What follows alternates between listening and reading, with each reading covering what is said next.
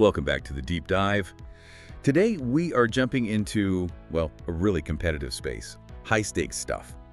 Biopharma talent acquisition. Yeah. Looking ahead to 2025.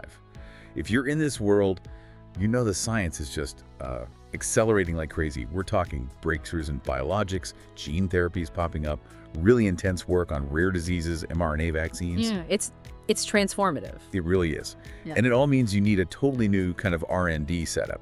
The future, it seems, really hinges on getting these super specialized scientific minds who can handle just massive amounts of complex data. And that right there is the core tension you see everywhere. The science is advancing way faster than the talent market can actually keep up. So we're going to explore why organizations, everyone from small biotechs to the huge pharma companies, are frankly struggling, really struggling to find these experts. We're talking about people fluent in the quantitative side. Exactly. People who really get the modeling and the data. We mean folks in clinical pharmacology, pharmacometrics, that's the science of modeling drug effects and dosage. DMPK, that's drug metabolism and pharmacokinetics, you know, how the body handles the drug. And increasingly, QSP, quantitative systems pharmacology. These aren't just technicians. These people shape strategy. They shape regulatory success. And they are incredibly hard to find. All right. So our mission today is to cut through that. We'll unpack, what, 4 major shifts driving this tough hiring scene? Yeah, 4 key shifts. Analyze the strategic edge this talent brings, and then look at the specialized approach needed to actually get these experts. To bridge that gap, let's start with the jobs themselves, how they've changed. Our sources are pretty clear. Roles that maybe used to be seen as like deep tech, almost back office modeling jobs. They're now absolutely central, strategic cornerstones for R&D. And if your recruiting hasn't caught up to that shift in status, well, you're probably not even competing for the right people. That connects right into shift 1, the rise of the hybrid scientist. See, the market isn't just looking for pure technical modelers anymore. It's not enough. The people everyone wants. They combine that strong quantitative skill, they get the math, the software, with real biological or clinical insight. Ah, so they speak both languages. They're unicorns, basically, yes. Think about those QSP scientists. They're expected to move kind of fluidly between systems biology, understanding the cell pathways, the details, and translational pharmacology, applying it all to human clinical data. That ability to synthesize across different fields, that's what makes them strategic, not just analysts. Okay, the technical skill is the baseline, but the translation piece is the real value add. That's the ceiling, exactly. Which explains the crisis we see in shift 2. Demand just outpacing supply. The industry's gone all in on model-informed strategies, right? So these internal pharmacometrics, QSP teams, they've exploded everywhere. They really have. Big investments. But the pipeline, the number of people coming out of academia or already in the field, it just hasn't grown at the same speed. Not even close. So what does that look like on the ground? It's not just jobs staying open longer, is it? No. The top people, they aren't really looking for jobs in the traditional sense. They're fielding multiple offers, often simultaneously, high-value offers. You hear about smaller biotechs getting into these, well, bidding wars. Against the giants. Directly against the big pharma players for the exact same very small pool of qualified experts. It's intense. And that pressure, plus the strategic importance you mentioned, it kind of elevates the skill set needed even more, right? Which brings us to shift 3. Communication and collaboration. Absolutely critical. Look, it's great if you can build a beautiful, complex model, fantastic. But if you can't explain what it means to a regulatory agency or maybe an executive who needs the bottom line, then what's the point? These modeling pros, they now have to translate incredibly complex data into actionable advice, strategic recommendations for people who aren't modelers. So they need to influence decisions across different teams, clinical, regulatory, R&D. Exactly. They've shifted from being, highly skilled technicians to essentially internal strategic consultants. Yeah. That demands a whole different personality, different skills than maybe 5-10 years ago. Okay, so you fight the bidding war, you finally land this amazing hybrid scientist, and then you have to keep them, which leads to shift 4. Retention is a growing concern. It really is. A lot of companies still struggle here because they haven't fully grasped that strategic status shift we talked about. So what happens? They get poached. Well, yeah, eventually. But first, they get disengaged. If a top performer doesn't see a clear path for growth, one that gives them more say in big decisions, or if they feel kind of siloed, not really integrated across different functions, they start looking around. And competitors are waiting, offering that strategic involvement. Precisely. They're drawn to places where they feel their skills are truly leveraged at a strategic level. Just throwing more money at them won't fix it if the role itself feels too narrow or purely technical. Okay, that lands. So these 4 shifts, the hybrid roles, the supply gap, the communication need, the retention battle, they all point to something bigger. They absolutely do. They connect to this central idea. Organizations that really manage to integrate modeling and simulation M&S strategically throughout the whole drug development process, they gain what we're calling the MIDD advantage. MIDD, model-informed drug development. Okay, let's talk benefits. Why is this talent so critical? It starts with what? Making better decisions earlier, early decision-making power. Yes, exactly. When you have solid PK/PD models, good QSP models feeding into your strategy, you can actually predict efficacy, predict safety outcomes before you even dose a human. Wow, that's huge. Not just saving time, but potentially avoiding those massive late-stage failures. Monumental cost savings. And that early visibility, it leads directly to fewer clinical surprises. Right, it's like having a better map, spotting the potential roadblocks earlier, so you can optimize the trial design, the dosage, maybe even the patient group you target. You got it.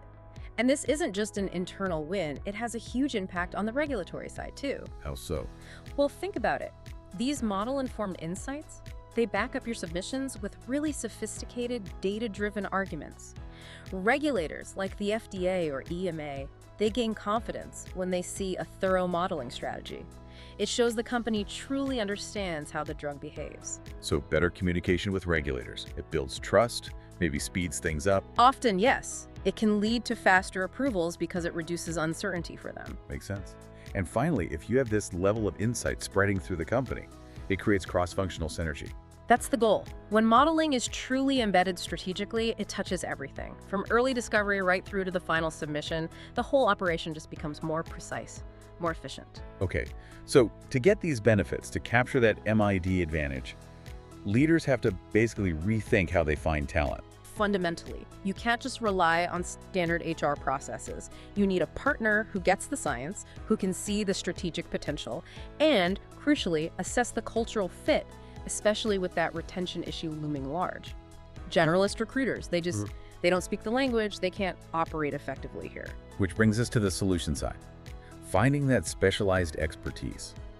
The source mentions a firm like Hughes and Associates, specifically described as one of the few recruiters really deep in these MIDD areas, clinical pharmacology, pharmacometrics, QSP, DMPK, with decades of experience. Right. So let's dig into why that specialization matters so much for finding these hybrid scientists. What makes a specialist firm work where a generalist falls short? Okay, 2 main things jump out. First, they speak the science. It sounds simple, but it's critical. Their teams, they only recruit in life sciences, and they focus intensely on these quantitative areas. So when they talk to a candidate, They actually understand the jargon, QSP versus PBPK. exactly, they get the nuances, the different team structures, the specific challenges biologics versus small molecules, for instance. They can assess the scientific fit, the strategic potential, way beyond just scanning keywords on a resume. Okay, so scientific fluency is key. What's the second part? That fluency unlocks the second critical piece, connecting to hidden talent. Remember what we said. The best people, the true hybrid scientists. They're selective, they're careful, they are not posting resumes on job boards. Right, they're passive candidates. Or maybe not even passive, just hidden. Pretty much. And they won't waste time talking to a recruiter who clearly doesn't understand their field. Firms like Hughes and Associates, they use their long-term relationships, their network built over years in this specific community to reach these people directly. It becomes a peer-to-peer conversation. That makes a huge difference, especially when speed matters and you're potentially in a bidding war. And you mentioned retention earlier. The sources suggest this deep understanding helps there too. Specialists are better at building teams that last. It follows, right, because they're not just trying to fill a slot quickly. They're matching based on the company's real strategic goals, the team culture, and the candidate's own long-term ambitions. That alignment from the start. That's what leads to better integration and much stronger retention.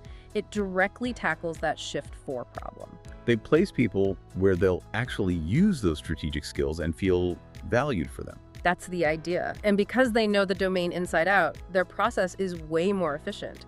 The source material actually mentions they can often get short lists of really qualified candidates in just like 5 to 7 business days. Wow, that's fast for this level of role. It's incredibly fast, and crucial when a key R&D project is on hold waiting for that hire. But importantly, speed doesn't mean cutting corners on quality. The data showed something like over 75% of their placements are still with the company, thriving years down the line. That's a powerful retention statistic. Really speaks to getting the fit right from day one. It does. It validates that strategic matching approach. So the ultimate takeaway here for you listening seems pretty clear. This competition for M&S talent, it's only going to get tougher in 2025 and beyond. If you're trying to fill these kinds of specialized strategic roles using the old playbook traditional HR channels, well, you risk being left behind. You really do. Companies need to be proactive. Now, aligning hiring strategies super tightly with R&D goals and probably partnering with experts who genuinely understand the science involved. And if you are ready to make sure your scientific teams can actually meet your future R&D ambitions, the source offered a specific path. Scheduling a complimentary call with Hughes & Associates SVP, Jay Chapman. The contact is jchapman@hallfirstic.com or the phone number 7C4-264-5203. To discuss hiring needs specifically in clinical pharmacology, pharmacometrics, QSP, or DMPK. The message is really act strategically, hire smarter. Get that modeling advantage locked down. Okay, so let's recap the big takeaway from this deep dive. In biopharma today, data is everything. Modeling informs the huge decisions of your specialized team. That's not just an advantage, it's maybe your greatest competitive advantage. Couldn't agree more. And that brings us to a final thought, something for you to maybe mull over. We've talked a lot about the urgent need for these hybrid scientists, the ones who blend modeling skills with communication and strategic influence. But how will organizations, especially those without specialized external help, ensure their current technical team members develop those crucial communication and influencing skills? How do they help their existing modelers make that leap into these broader, more strategic hybrid roles? Developing that internal talent pipeline. Exactly, because just having the technical chops isn't enough anymore. That internal development piece, that's arguably the next big challenge for R&D leadership.